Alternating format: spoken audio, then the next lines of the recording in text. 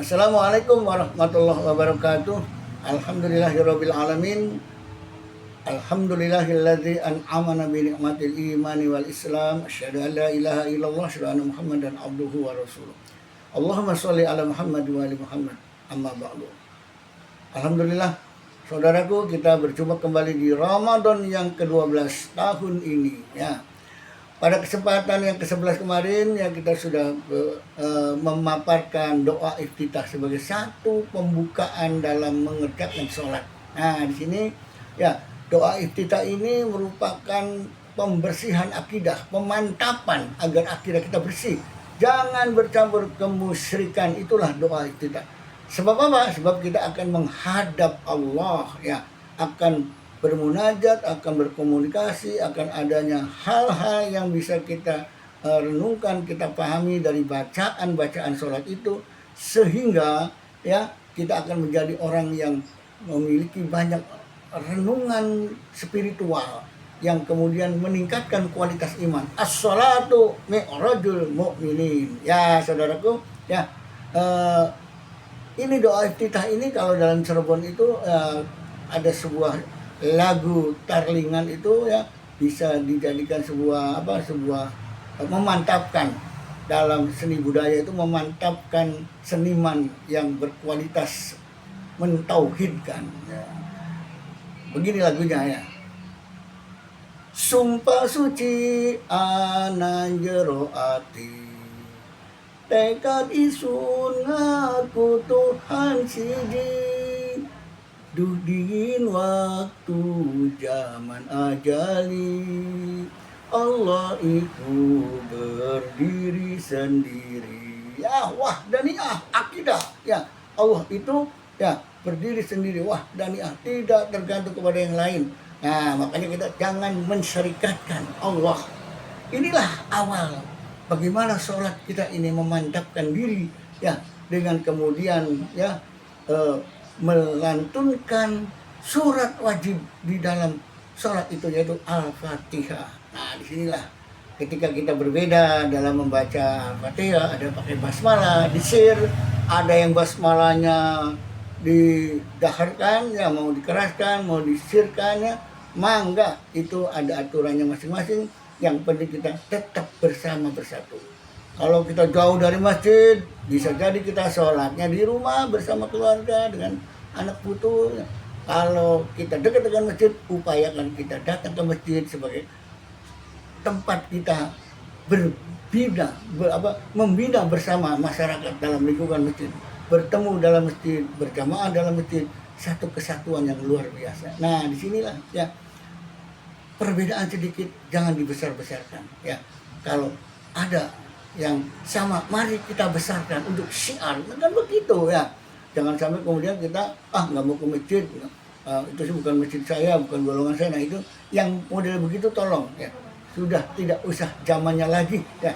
Mari kita persatuan. Nah, ingat ya, kelingan waktu sejalan Rasul, umat Islam kabeh iku akur, dalam kenyataan zaman kian, pada ribut urusan kang beli campleng. Nah, kalau perbedaan itu jangan digede-gedein, ribut beli campleng ya, wong Cirebon ya, orang campleng.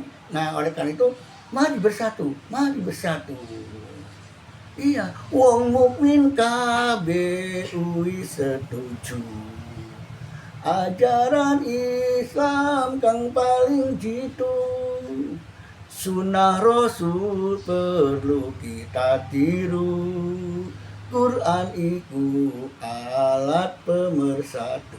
Wah, luar biasa nih lagu Cirebon nih ya. Mari bersatu, Quranlah sebagai alat pemersatu. Perbedaan sedikit ya, memahami kurang ya, tidak sama, itu bisa kita toleran, kita bisa memaklumi ya. Pak, yang penting jangan sampai berbeda prinsip sehingga menjadi pemahaman yang sesat. Nah, di situ kalau ya nggak sama dikit nggak ada masalah, itu tidak prinsip ya, tidak prinsip. Nah, mari kita umat Islam bersatu kita teguh, bercerai kita runtuh. Sholat itu menegakkan agama. Nah, jadi kalau sholatnya kita nggak mau bersama di masjid, nggak bisa dong menegakkan agama.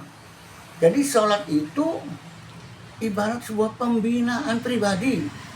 Ya, kalau sholat sendiri, kalau di masyarakat, di masjid, pembinaan intern, bertetangga, bermasyarakat, ya, pembinaan. Ya, kalau nanti Jumatan lebih besar lagi jamaahnya, yang agak jauh-jauh pada datang ke masjid, sehingga disitulah sebuah konsep, ya, pertemuan sepekan sekali, membina generasi, membina umat. Nah, harusnya masjid itu DKM punya kurikulum dari awal, misalkan Muharram atau Januari lah hitung-hitungannya, bikin setiap pekan, setiap Jumat temanya beda-beda. Nah, sampai 52 Jumat, ya bisa 1 tahun. Temanya beda, sehingga umat rakyat di sekitar masjid terbina dengan pengetahuan agama yang terus, ya, tersusun, ya, bertemakan, meningkat. Jadilah seperti orang kuliah 1 tahun. Lumayan D1 1 tahun tuh. Kalau 4 tahun seperti S1, ya. Iya, temanya yang berkualitas. Jangan temanya itu lagi. Pilih, ya. Inilah DKM yang cermat dan cerdas, ya. Bukan sekedar DKM hanya untuk sekedar ngumpulin orang, Jumat bubar dan selesai, ngumpulin duit di keropak itu dan seterusnya, ya. Tapi ada sebuah momen rencana bagaimana menyusun kurikulum khutbah Jumat yang bertahap, ya, bertemakan, sehingga apa? Sehingga menjadi sebuah tema yang luar biasa. Inilah pembinaan umat 1 pekan sekali, ya. Nah, nanti terus setelah 1 tahun ada pembinaan yang luar biasa di lapangan, lebih banyak lagi, ya.